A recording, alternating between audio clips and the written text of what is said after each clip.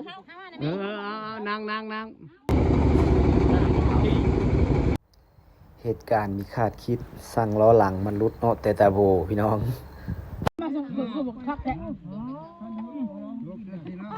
เยอะแดงคักหลักเรา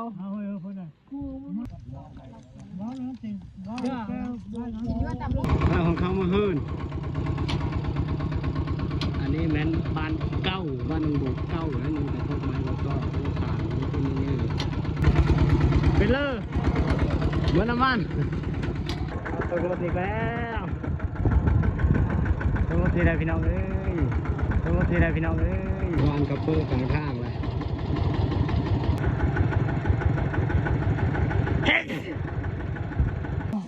เขาปูว่านั่นน่ะอาจอกมาแล้วผู้เย็นบีนะมืออ่อนนั่นเลยยื้อกระเด้กันมาเอาเธอเจ๊วันนี้นะแต่ว่าพันเท้าได้เท้าหน้าตา เอาทักทายสบายดีทุกคนสบายดีพี่น้องคือเก้าอยู่กับเขากับน้ำคือเก้าพี่น้องเอ้ยอยู่กับเขาเมื่อปีนี้อยู่จนแล้วแหละพี่น้องเอามื้อนี้มาปั้นเขาซอยอันพี่น้องแหละคนบ้านเดียวกันพี่น้องหลังจากกันผลเขาเจ้าของขึ้นลานแล้วก็มาหาปั้นเขาซอยพี่น้องแต่ว่ายามปั้นเขาเจ้าของจนเล่นหาจุเพิ่นไปซอยนะพี่น้องซอยกันมาจังแล้วพอได้อันผู้หนเขาขึ้นรถย่อเขาขึ้นเล้าซอยพี่น้องขันนี้มาซอยหมู่ผัดบัดปั้นข้าวหน้าเจ้าของผัด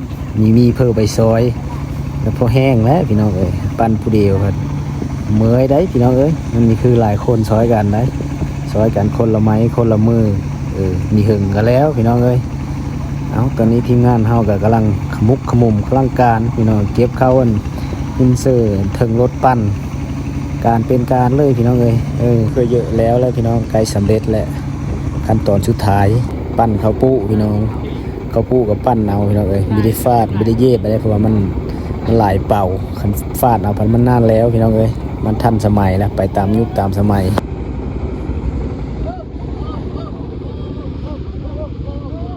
บรรทุกข้าวขนส่งขวักโซนลำเล่งขนส่ง4-5 คันนี่แต่กระบะจะมดนะกระบะคือกันนี่กระบะคอยาว1 2 3 4 5 6 7 คันนี่กระบะคอยาวนี่คอยาวกัน